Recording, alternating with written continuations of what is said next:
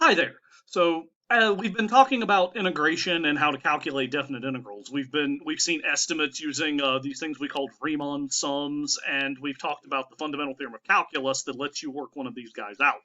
Um, those are both very useful, but the estimates we get with Riemann sums are usually either pretty rough or, in a technical sense, pretty complicated. On the other hand, the fundamental theorem is nice and clean, but it requires us to be able to find an antiderivative for a function, which isn't something we're always going to have the benefit of, coming up with. We'll develop more tools as we go along, but sometimes we need to work out something, and it's just, not practical or expedient. So as it turns out, our graphing calculator has a tool that will let us work out a definite integral, and I wanted to show you where that is. So uh, the way I generally get to it, I'm going to take a look at a particular function, one that we talked about in class. So we'll have ln of 2x. So we got that guy right there. So with the tools available to us right now, we can't really get an antiderivative for this thing. There is one, but it's kind of like a Calc 2 deal. So let's take a look at this guy. So I'm going to set up my graph window. I should have done this beforehand, but, such is life. So set my graph window, go from 0 to, I don't know. We'll leave it at 10. Uh, and negative, let's do negative 5 to 5. So let's get that set up. There we go. Okay. So we look at our graph. Boing. So there's our graph. It's exciting. So in class, we did Riemann sums examples for approximations to this thing, I think, from the interval from 1 to 7. So let's see how our calculator can give us a more accurate estimate of that result. So it's inside the calc menu here. So I'm going to hit second, and then I move over to get to the calc menu, second function of the trace key. And you may notice down at the bottom of the list here at number 7, there's a thing that looks kind of like an integral sign. Yeah, that's our integral calculating tool. So I'm just going to hit number 7. You could also just move the arrow keys down. And if you have multiple functions entered, you have the option of working with any one. I usually only have one function at a time. So anyway, let's take a look at this. It's prompting us to enter a lower limit. You can use the arrow keys to kind of, trace around, but that's a bit of a hassle. I usually just enter the lower limit directly with the keypad. So I'm going to put in x equals 1. And I'll hit enter. Pop, you've got a little arrow starting off where we want to go.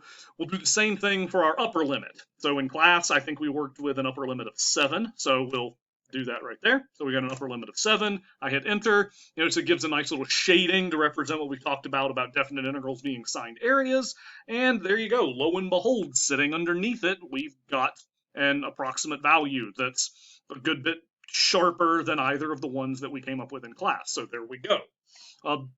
So you could repeat this if you wanted to look over different intervals or compare your results when you work out something with the fundamental theorem. This can be a real good check to make sure you're actually in the right place, that your algebra or something or your antiderivative didn't end up messing up. So that's a feature that you might find handy when you take a look at some of this stuff. There's technically another way you could do something like this from just the main calculator screen. So let's take a look at that. All right, here we are on the main screen. So yeah, I accidentally made the calculator emulation disappear. So sorry about the delay there. But so if we want to work this out from the home screen, we can hit the math key. And inside this first math menu, if you scroll down through the list, it's not immediately apparent it's there. But entry number 9, it reads fn_int. That's actually function integral. So you could do this from the home screen if you prefer. So we're going to hit that guy. We have to be a little more careful with the formatting, though. So we actually need to type in the formula for our function. So I used ln of 2x earlier. So let's do that. Close my parentheses. Then I'm going to want to put a comma, the variable that I've entered in here. So I guess if you wanted to use t or n or something like that, you could. X is kind of our default, though, right? Then we put another comma, and then we're going to list limits of integration lower than higher, again, separated by commas. So we have 1, 7. I'm going to close up my parentheses.